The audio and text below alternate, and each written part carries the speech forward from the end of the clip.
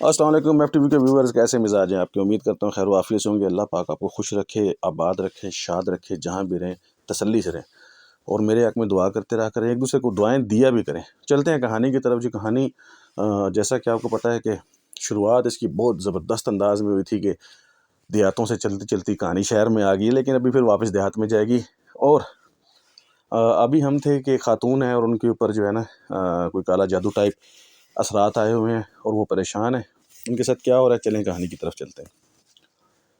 شمع کہہ رہی تھی عذرا سے اور باقی دونوں لڑکیوں سے کہ میں تم لوگوں کو کہہ رہی تھی نا کہ اس گھر کے اندر کچھ ہے، میں تمہیں کہہ رہی تھی نا کہ کچھ نہ کچھ تو ہے، اور تم لوگ میری بات نہیں مان رہے۔ دیکھو ابھی بھی پانی کی آواز آ رہی ہے۔ اب پانی کی آواز ایسے آ رہی تھی کہ جیسے آپ کسی ندی کے پاس بیٹھے ہوئے ہوں اور وہاں پہ پانی بار بار جو ہے نا کناروں سے آ کے لگ رہا ہو، اور ہلکی ہلکی پانی بہنے کی آواز تھی، یوں جیسے کسی جگہ پہ آپ ایک دھار بنا کے پانی گرا رہے ہوں، اس طرح کی۔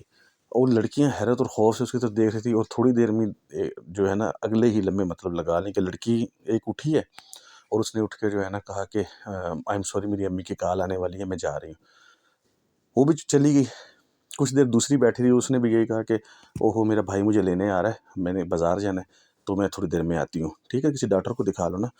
کوئی ڈاکٹر کیا کہہ رہا ہے کہ ڈاکٹر کو کال کی ہے، اس کو ڈاکٹر کے پاس لے کے جاؤ نا، اس نے عذرا کو یہ کہا اور وہ بھی آرام سے اٹھ کے کھسک گئی۔ اب فلیٹ کے اندر دو ہی خواتین رہ گئی تھیں، ایک شمع اور ایک عذرا۔ عذرا خوف زدہ تھی، لیکن ظاہری بات ہے اس کے پاس اس پرائے شہر میں، پرائی جگہ پہ کہیں اور جانے کی کوئی اپنے گھر کے سوا کوئی چیز نہیں تھی کہ وہ کہاں جاتی۔ وہ خاموشی سے اٹھ کے کچن میں گئی، لیکن اس کی حالت یہ تھی کہ وہ بار بار مڑ مڑ کے پیچھے کی طرف دیکھ، جیسے اس کے پیچھے کوئی کھڑا ہوا ہے، اور وہ کچن میں سے تھوڑا سا کھانا لے کے پہلے ہی آئی تھی، پانی کا گلاس لے کے، ایک بوتل لے کے، اور اس نے شمع سے کہا کہ تم اس طرح کرو، کچھ کھانا کھا لو، ہو سکتا ہے تمہارا بی پی لو ہوا ہو سکتا ہے تم پریشان ہو جاتا ہے، دنیا ہے، کچھ نہ کچھ تو کھا لو، اس سے تمہاری تھوڑی انرجی بحال ہوگی اور تمہیں جو ہے نا تھوڑی طاقت ملے گی۔ اچھا، اب شمع نا اس کے منہ کی طرف دیکھے جا رہی ہے، جیسے وہ کوئی اور زبان بول رہی ہے اور اس کو سمجھ نہیں آ رہی۔ شمع نے اس کی طرف تھوڑا سا اپنے آپ کو جھکایا، اس کے چہرے کو غور سے دیکھا اور اس کی آنکھوں میں دیکھتے ہوئے بولی، عذرا تمہیں لگتا ہے کہ میں پاگل ہوں؟ عذرا شاک ہو کے اس کو دیکھنے لگی۔ نہیں تو؟ شمع نے اس کی طرف پھر دوبارہ سے دیکھا اور بالکل اس کی آنکھوں میں غور سے دیکھتے ہوئے بولی، عذرا تمہیں لگتا ہے کہ میرا دماغی توازن درست نہیں ہے، یا تمہیں لگتا ہے کہ میں سمجھدار نہیں ہوں؟ عذرا دیکھو، میں شمع ہوں، تمہارے ساتھ اٹھتی بیٹھتی ہوں، تمہیں پتہ ہے کہ میں جو بات کہہ رہی ہوں غلط نہیں کہہ رہی ہوں، میں تمہیں بڑے یقین کے ساتھ کہہ رہی ہوں کہ یہاں پہ کوئی ہے، اور یہ پانی کی آواز آ رہی ہے۔ جب شمع نے عذرا کی طرف غور سے دیکھ کے اس کی آنکھوں میں آنکھیں ڈال کے یہ بات کہی، تو عذرا تو جیسے بکھلا گئی، گھبرا گئی کہ یار یہ کیا بات شروع کر دی ہے اس نے۔ اب ہوتا بھی یہی ہے کہ آپ میں سے اکثر لوگ کو جب ایسے کیسوں سے واسطہ پڑتا ہے یا ایسی چیزوں سے واسطہ پڑتا ہے، تو آپ جانتے ہو کہ ان کو یہی لگتا ہے کہ وہ لوگ ہمیں کہہ رہے ہوتے ہیں اور ہم لوگ مان نہیں رہے ہوتے۔ ہمیں لگتا ہے کہ یار، کیونکہ جو چیز ہمیں محسوس ہو رہی ہوتی ہے، ہمیں بس ایک خوف سا انجانا سا محسوس ہو رہا ہوتا ہے، اور ان لوگوں کو وہ چیزیں نظر آ رہی ہوتی ہیں، جو کیس ہوتا ہے یا جو چیز ہوتی ہے یا جس کے ساتھ کوئی چیز ہو رہی ہوتی ہے نا، اسے باقاعدہ پتہ چل رہا ہوتا ہے کہ ہاں یہ واقعہ میرے ساتھ ہو رہا ہے۔ اب جس کے سامنے نہیں ہو رہا ہوتا وہ یہی کہہ رہا ہوتا ڈرامہ کر رہے۔ ابھی جب شمع نے یہ کہا تو عذرا کو کسی حد تک یقین ہو گیا کہ کچھ نہ کچھ یہاں پر ہے اور وہ اس کو فیس کر رہی ہے۔ اس نے کہا اچھا تم یہاں بیٹھو، تھوڑا سا کھانا کھا لو، یہ میری بہن ہو، یہ لو تھوڑا سا کھانا۔ اس نے ایک لقمہ توڑ کے اس کے منہ میں ڈالا، سالن کا، روٹی کے ساتھ لگا کے۔ شمع آہستہ آہستہ اس کو چبانے لگی، لیکن کھانا کھاتے ہوئے زمین کی طرف دیکھ رہی تھی اور یوں لگ رہا تھا جیسے کچھ محسوس کر رہی ہے۔ اس نے ایک دم لقمہ چباتے ہوئے منہ روکا اور کہا کہ شمع، عذرا میں تمہیں ایک بات بتاؤں، میرے کمرے میں نا پانی ہل رہا ہے، یوں لگ رہا ہے جیسے بالٹی میں رکھا ہوا پانی ہلکا ہلکا ہل رہا ہے اور اس کے ہلنے کی آواز آ رہی ہے، یا جیسے بڑے برتن میں پانی رکھا ہوا ہے اور وہ ہل رہا ہے، جیسے اسے کوئی ہلا رہا ہے، لہریں اٹھ رہی ہیں۔ عذرا نے اس کی طرف غور سے دیکھا، خاموشی سے فون اٹھا کر کہتی اچھا میں 1 منٹ میں آ رہی ہوں، اور اس نے جا کے دوبارہ سے وہی نمبر پہ کال ملائی کہ بیل مسلسل جا رہی تھی، کوئی فون بابا نہیں جی، اٹھا رہا تھا۔ عذرا کی بے چینی بڑھتی جا رہی تھی، وہ بے چینی میں کبھی دائیں جا رہی تھی، کبھی بائیں جا رہی تھی۔ اس کے ایک ہاتھ میں موبائل فون کس کے پکڑا ہوا تھا اور ایک ہاتھ میں وہ اپنی انگلیوں کو دوسرے ہاتھ سے، ظاہری بات اس کے ہاتھوں میں پسینہ آیا ہوا تھا پریشانی سے، وہ کبھی لیفٹ کبھی رائٹ ٹہل رہی تھی، اور باہر شیشے میں سے وہ اندر بیٹھی ہوئی شمع کو بھی دیکھ رہی تھی جس کے حواس اڑے ہوئے تھے، اور وہ ابھی بھی خوفزدہ نظروں سے کبھی اپنے دائیں بائیں دیکھ رہی تھی۔ اس کے بارے میں سوچ کے ذرا تھوڑی سی اور پریشان ہوگی، اچھا وہ تو اکیلی بیٹھی ہوئی ہے، اور ذرا جو ہے نا وہ اندر کمرے میں آ گئی۔ جب ذرا کمرے میں آئی ہے جہاں پہ وہ بیٹھے ہوتے تھے، تو اس نے کہا کہ شمع کچھ کھا لو، اس طرح بھوکے رہنے سے تم اور زیادہ کمزور ہو جاؤ گی اور زیادہ تمہیں ڈر لگے گا۔ تو شمع کہتی ہے کہ عذرا پلیز میں کہہ رہی ہوں کہ بات کو سمجھو، یا تو مجھے اس جگہ سے لے جاؤ، کہیں باہر چلے جائیں، ٹھیک ہے، یا پھر مجھے اس آواز سے چھٹکارا دلواؤ، میرے کانوں میں یہ آواز مسلسل آ رہی ہے کہ پانی جو ہے نا وہ ہل رہا ہے اور میرے ارد گرد ہی ہے۔ عذرا نے بے چینی سے اپنے پورے ٹی وی لاؤنج میں دیکھا تو اسے ایسا کچھ محسوس نہیں ہوا، اور وہ لمبا سانس لے کے اٹھ کے دوبارہ ٹیرس پہ آ کے اس نے دوبارہ سے کالم لائی۔ اب بیل جا رہی تھی، تھوڑی دیر میں بھاری سی آواز آئی، جی بچے کیا ہو گیا، کچھ معاملات سدھرے نہیں؟ اس نے کہا کہ آواز سنتے اس نے السلام علیکم کا اور کہا کہ بابا جی نہیں کچھ بھی نہیں ہوا، اس کو یہ محسوس ہو رہا ہے۔ تو اس نے کہا کہ ٹھیک ہے تم ایک کام کرو، تم لوگ میرے پاس آ جاؤ، ٹھیک ہے۔ عذرا واپس آئی، اس نے کہا اچھا بابا جی میں آتی ہوں۔ وہ واپس اپنے ٹی وی لاؤنج میں آئی اور اس نے شمع سے کہا کہ اٹھو کوئی چادر اوڑھ لو، ہم نے نا میرے ایک بزرگ ہیں ان کے پاس جانا ہے۔ تو شمع کہنے لگی کہ میں اٹھوں گی تو وہ میرے ساتھ اٹھے گا، مجھے پتہ ہے وہ ساتھ ہی بیٹھا ہوا ہے، وہ جو چیز بھی ہے مجھے نہیں پتہ، لیکن وہ پانی کا بلبلہ ہے، وہ میرے ساتھ بیٹھا ہوا ہے۔ اور وہ خوفزدہ تھی اور کانپے جا رہی تھی۔ عذرا خود ہی گئی اور اس نے جا کے چادر لے کے اس کو چادر اڑائی، اسے کہا جوتے پہنو، اور نیچے آنے کے بعد انہوں نے ایک ٹیکسی لی اور شہر کی طرف روانہ ہو گئے، مطلب جہاں پہ وہ بزرگ کا آستانہ تھا اس طرف چل پڑے۔ اب جیسے تھوڑا سا شمع باہر آئی ہے تو اس نے ایک لمبا سا سانس لیا، اس نے پوچھا کہ اس نے کہا مجھے تھوڑا سا میں ریلیکس ہوئی ہوں، اب مجھے آواز نہیں آ رہی، اور میرے جسم پہ جو بوجھ تھا، میرے جو کندھوں پہ بوجھ تھا وہ بھی کم ہو چکا ہے۔ اور یہ کہہ کہ وہ کھڑکی سے باہر دیکھنے لگے، کھڑکی سے باہر دیکھ رہی تھی اور گاڑی چل رہی تھی، منظر پیچھے کی طرف بھاگ رہے تھے۔ تو اچانک شمع نے غور سے دیکھا گاڑی کے دروازے کے شیشے میں سے باہر، تو کہتی یہ کیا ہے؟ تو عذرا جو اپنے دھیان میں بیٹھے تھے کہتی کیا ہوا؟ کہتی یہ دیکھو یہ کیا ہے، یہ گاڑی کے ساتھ ساتھ کیا بھاگ رہا ہے؟ تو عذرا نے کہا نہیں کچھ بھی نہیں۔ کہتی نہیں دیکھو گاڑی اس ٹائم ایک اندھیری سی جگہ سے گزر رہی تھی، ڈیفینیٹلی رات کا ٹائم ہو چکا تھا، ایک گلی تھی جو زیادہ بڑی نہیں تھی لیکن خالی تھی، اس میں سے گاڑی جا رہی تھی، اور وہ کہتی نہیں یہ دیکھو یہ گاڑی کے ساتھ بھاگ رہا ہے، یہ کتا ہے یا بھیڑیا ہے؟ عذرا نے حیرت سے کہا کہاں پہ؟ شمع کہنے لگی یہ دیکھو یہ ساتھ۔ تو عذرا بکھلا گئی، کہتی شمع پلیز اس طرح نہیں کرو میں ڈر رہی ہوں۔ اس نے کہا میں کیا کروں، میں مجبور ہوں، یہ دیکھو یہ گاڑی کے ساتھ ساتھ بھاگ رہا ہے اور پوری رفتار سے بھاگ رہا ہے۔ اس نے کہا ڈرائیور بھائی پلیز ذرا گاڑی تھوڑی تیز چلاؤ۔ تو اس نے حیرت سے شیشے میں دیکھا کہ اس کو کیا ہوا، پھر اس نے اپنے لیفٹ والے شیشے میں دیکھا، پھر رائٹ والے میں دیکھا، کچھ بھی۔ تو اس نے کہا بی بی کچھ بھی نہیں ہے گا، تو ذرا مطمئن ہو کے بیٹھو، کچھ بھی نہیں ہے گا۔ اتنی دیر میں شمع جو ہے سکڑ کے ذرا کے ساتھ بیٹھ گئی۔ اب گاڑی ایک دم سے تھوڑی کھلی جگہ پہ آ گئی، روڈ کھلا ہو گیا، لائٹیں جل رہی تھیں، اور تھوڑی دیر میں شمع نے گھبرا کے دیکھا تو کچھ بھی نہیں تھا۔ کہتی ابھی کچھ نہیں ہے، دیکھو ذرا ابھی کچھ بھی نہیں ہے، گلی میں تھا۔ اس نے کہا کوئی گلی کا کتا ہوگا یار غائب ہو گیا۔ ڈرائیور نے دونوں کو شیشے میں مڑ کے دیکھا، جیسے کہہ رہا ہو یار کنا پاگلاں دے بس پہ گئے نہ کوئی بندہ نہ بندے دی ذات ہے، کتے لے پھر دیے نے۔ اچھا خیر تھوڑی دیر میں بابا جی کا آستانہ آ گیا، عذرا نیچے اتری، اس نے کرایہ وغیرہ دیا اور شمع کو لے کے اندر آ گئی۔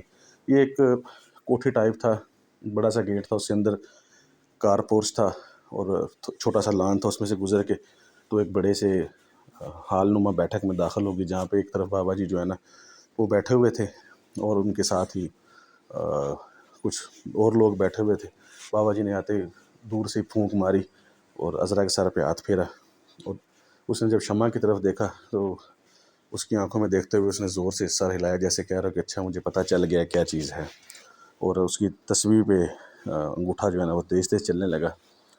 یہ وہی بابا جی تھے جو اس وقت اس کیس میں قبر کے تعویذ والے کیس میں کاشی اور یقوت کے سامنے بیٹھے تھے، اور انہیں کہہ رہے تھے کہ مطلب کاشی کے سامنے بیٹھے تھے، یقوت انہیں نظر نہیں آ رہا تھا، کہہ رہے تھے کہ تمہیں ایک کیس اور دینا ہے، اور وہ یہی کیس تھا۔ انہوں نے جب اس پہ پڑھائی کی، استخارہ کیا، تو کہتے ہیں کہ اس کا جو پتلا ہے نا اس کے اوپر پانی کا دم کیا گیا ہے۔ پانی کا دم یہ ہوتا ہے کہ کسی نے پانی کے اندر چلا کیا اور اس سے اس نے اس موکل کو حاضر کیا اور اس کو جو ہے نا اس کے پیچھے لگایا ہوا ہے اس خاتون کے. تو اس کے لیے تو توڑ کرنا پڑے گا. فی الوقت یہ تعویذ لے لو، اس تعویذ سے وہ اس کے پاس نہیں آ سکے گا، لیکن یہ کہ اس کو ڈسٹرب تو وہ کرے گا. مجھے اس کے لیے تھوڑا سا چلا کرنا پڑے گا. عذرا جو پہلے ہی خوف زدہ تھی، وہ شمع جو آلریڈی خوف زدہ تھی، وہ تو اور زیادہ ڈر گئی. کہتی بابا جی اب اس کا کیا بنے گا؟ تو بابا جی کہنے لگے کہ ہوگا کچھ نہیں.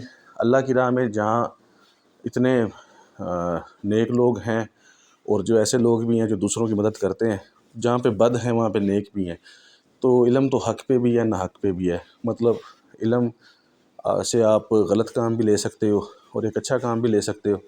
تو اس وقت تو جو ہے نا اس بچی کی سچویشن بڑی خراب ہے، اس کو بہت زیادہ ضرورت ہے ٹریٹمنٹ کی. میں ابھی اس کو دم کر دیتا ہوں اور تعویذ پہنا دیتا ہوں. اس سے یہ ہو جائے گا کہ وہ چیز ابھی بھی اس کے ارد گرد ہی ہے، لیکن چونکہ وہ یہ آستان ہے اس لیے وہ اندر نہیں آ سکی.